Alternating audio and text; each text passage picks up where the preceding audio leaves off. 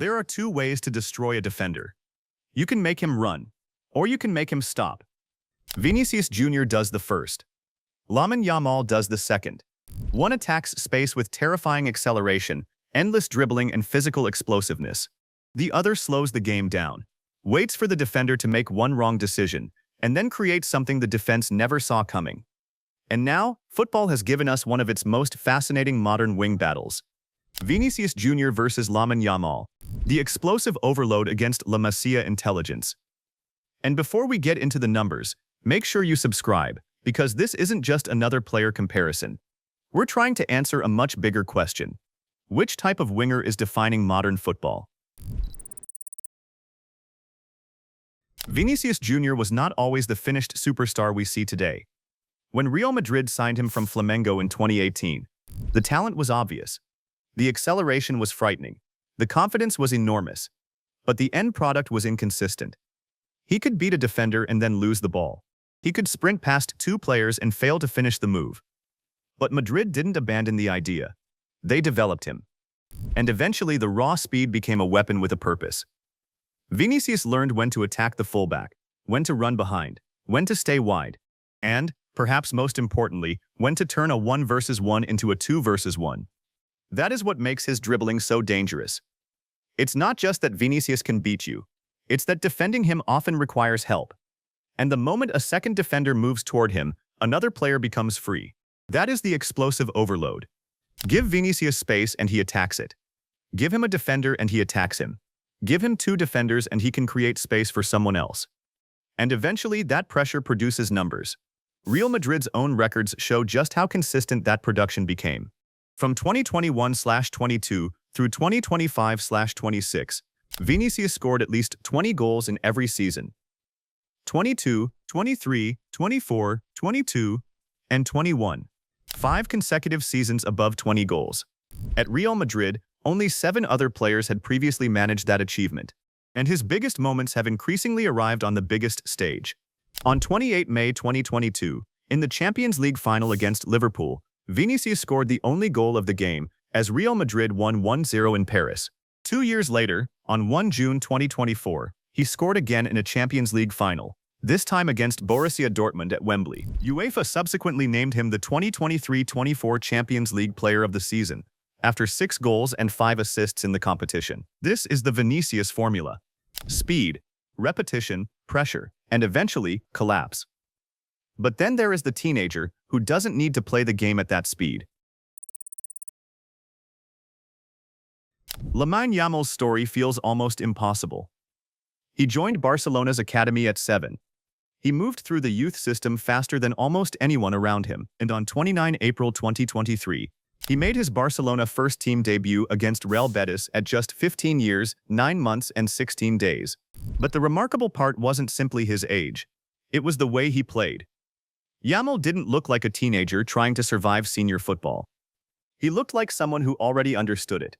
And that understanding comes from something very different to Vinícius' game: deceleration. Yamal can approach a defender at speed, then suddenly remove the speed. A defender prepares for the acceleration. Yamal gives him hesitation. The defender shifts his weight. Yamal changes direction, and suddenly the entire defensive structure has moved half a meter in the wrong direction. That half meter is enough. Because Yamal doesn't only dribble to escape. He dribbles to manipulate. He can hold the ball wide, attract 2 defenders, then slip a pass into the space behind them. He can cut inside onto his left foot and shoot. He can wait for the overlap. He can cross. He can create. And that is why his numbers tell such an interesting story. In La Liga during the 2025-26 season, Yamal scored 16 goals and provided 12 assists. Vinícius also scored 16 league goals, but provided 4 assists. The goal totals were identical. The creative output was not. And this is where the comparison becomes fascinating. Vinícius wants to break the structure. Yamal wants to read it. Eventually, every comparison between these two players reaches the same stage, El Clásico. Because this is where their styles collide directly. On 26 October 2024, Barcelona destroyed Real Madrid 4-0 at the Bernabeu. Yamal scored Barcelona's 4th goal. At 17 years old, he became the youngest scorer in the history of the Clásico. Then came 11 May 2025. Barcelona beat Real Madrid 4-3 in another extraordinary Clásico. Yamal scored again. Vinicius didn't score, but he produced 2 assists, and suddenly the comparison was visible on the same pitch. Vinicius was the direct threat. Yamal was the orchestrator. One could turn a defensive line around with acceleration. The other could manipulate it with positioning, timing, and passing. And that difference matters, because modern wingers aren't simply expected to dribble anymore. They are expected to create entire attacking structures. Look at their 2024-25 Champions League campaigns. Vinicius produced 8 goals and 2 assists in 12 appearances. Yamal produced 5 goals and 3 assists in 13 appearances. Again, Vinicius had the stronger scoring output. But Yamal's influence increasingly extends beyond the final shot. That is why calling him simply a winger almost feels incomplete. He can behave like a winger. He can behave like a playmaker. He can drift inside and become a midfielder. And he can still finish like a forward. Barcelona themselves describe his ability to play as a striker, attacking midfielder or right winger, while highlighting his chance creation and ability to take players on. And then there is the international stage. At Euro 2024, Yamal started against Croatia at just 16 years and 338 days, becoming the youngest player ever to appear at a European championship. In the semi-final against France on 9 July 2024, he scored at 16 years and 362 days, becoming the youngest scorer in Euro history.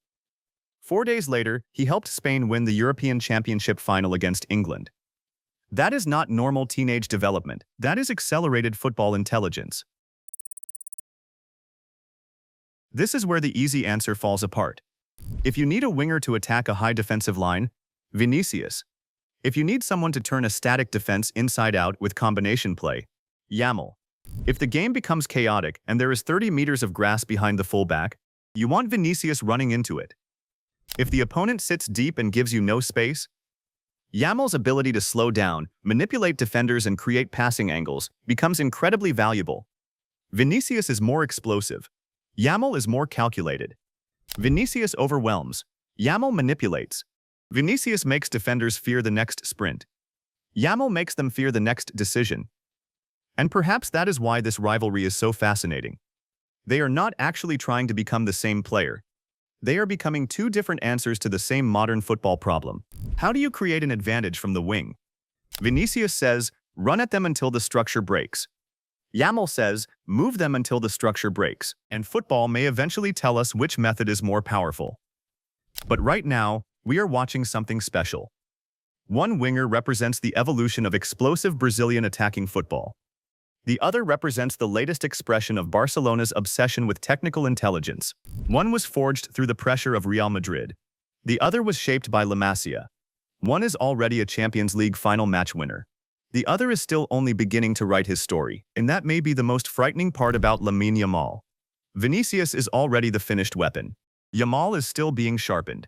So if you had to choose one player for the next decade, would you take Vinícius Jr.'s explosive overload or Lamine Yamal's Masia intelligence?